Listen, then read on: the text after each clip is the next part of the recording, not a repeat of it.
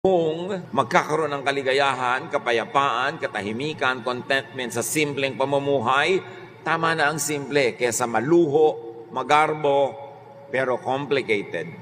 Kaya yung mga pamilya na binebless ng Panginoon na yumaman ng higit sa dati, o dating hindi nga mayaman, tapos yumaman, dapat huwag niyong payagan na ang inyong pag-asenso, pagyaman, pagkakaroon ng mas maraming pera o mga kabuhayan, ay maging hadlang para kayo maging masaya. Yung nagkaroon ng pera yung mga anak, nagkabisyo-bisyo, nagkawindang-windang ang buhay dahil yumabang. Dapat walang ganon.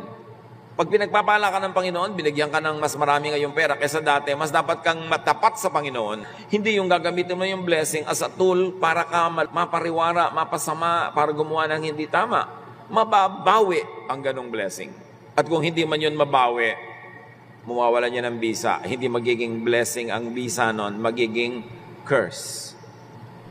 Don't allow God's blessing to become curses in your life. What you do with the blessing will keep it as a blessing or will turn it into a curse.